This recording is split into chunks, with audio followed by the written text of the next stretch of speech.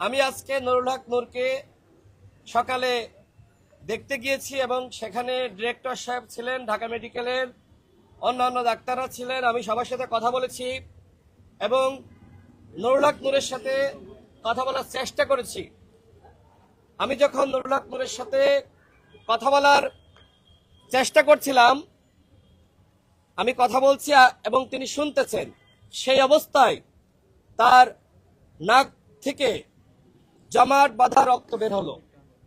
অর্থাৎ গণমাধ্যমে যে খবর প্রচারিত হয়েছে নুরুল হক নূর পরিপূর্ণ সুস্থ, সেই খবর আসলে সঠিক নয়।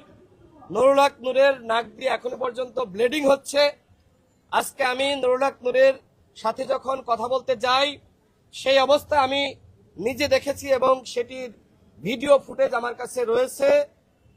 নুরুল হক নূরের চোখের নিচে এখনো পর্যন্ত আঘাতের চিহ্ন, তার দুই মাড়িতে প্রচন্ড পরিমাণে ব্যথা, তিনি কথা বলতে পারছেন না এবং একই সাথে তার মগজের উপরে যে হাড়, অত্যন্ত নরম হাড়, সেই নরম হাড়েও আঘাত লেগেছিল, সেটি ক্ষতিগ্রস্ত হয়েছে।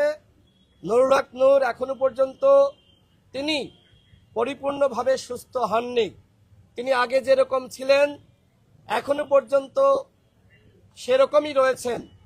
গতকাল রাতে তার পেটে প্রবলেম হয়েছে, মানে তিনি শারীরিক অবস্থা আরো বেশি অবনতি হয়েছে।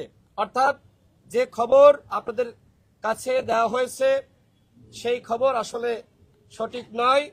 মাননীয় প্রধান উপদেষ্টা তিনি নুরুল হক নূরের পরিবার সহ আমাদেরকে ডেকে যেটি বলেছিলেন, নুরুল হক নূরকে উন্নত চিকিৎসার জন্য দেশের বাইরে পাঠাবেন।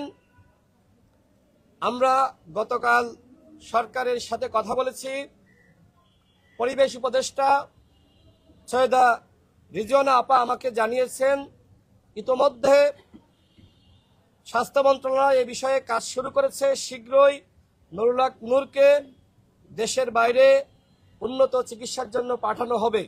আজকে আমি নিজে নুরুল হক নূরের যে অবস্থা দেখেছি, এতে করে মনে হচ্ছে পরিকল্পিতভাবেই হত্যার উদ্দেশ্যে সেনাবাহিনীর কতিপয় সদস্য এবং পুলিশ বাহিনীর কতিপয় সদস্য পরিকল্পিতভাবে নুরুল হক নূরকে টার্গেট করে হত্যার উদ্দেশ্যেই এই ধরনের হামলা চালিয়েছে। নুরুল হক নূর সুস্থ, এই কথা কেন বলা হলো আমি জানি না। আমার কাছে মনে হয় নুরুল হক নূরকে সুস্থ দেখানোর একটি পরিকল্পনা চলছে। আমরা বলতে চাই এইসব পরিকল্পনা করে কোনো কাজ হবে না।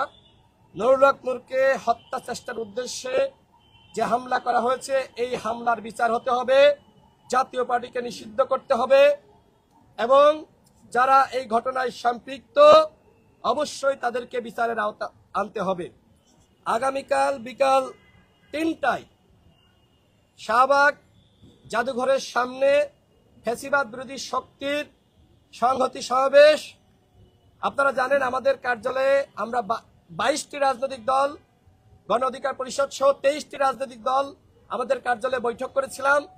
সেখানে সিদ্ধান্ত হয়েছে আওয়ামী লীগ, জাতীয় পার্টি 14 দল সহ যারা ফ্যাসিস্ট তাদের বিচার এবং একই সাথে নুরুল হক নূরের উপর যে হামলা হয়েছে এই হামলায় যারা জড়িত তাদেরকে গ্রেপ্তার এবং নুরুল হক নূরকে উন্নত চিকিৎসা দেওয়ার জন্য 23টি রাজনৈতিক দল একমত হয়ে আমরা বৈঠক করেছি এবং সেই বৈঠকের অংশ হিসেবেই আগামী 5 সেপ্টেম্বর শুক্রবার বিকাল 3টায় শাহবাগ জাদুঘরের সামনে ফ্যাসিবাদ বিরোধী শক্তির সংহতি সমাবেশ। আমরা মনে করি আজকে যদি নুরুল হক নূরের উপর যে হামলা হয়েছে এই ঘটনার বিচার না হয়, আগামীকাল আপনার পালা। সুতরাং এই ঘটনার বিচার হতেই হবে। সরকার শুধুমাত্র দায়সারা বক্তব্য দিয়ে শুধুমাত্র দুঃখ প্রকাশ করে পার পাবে না। অবশ্যই স্বরাষ্ট্র উপদেষ্টাকে সরিয়ে দিতে হবে, এই ঘটনার বিচার করতে হবে।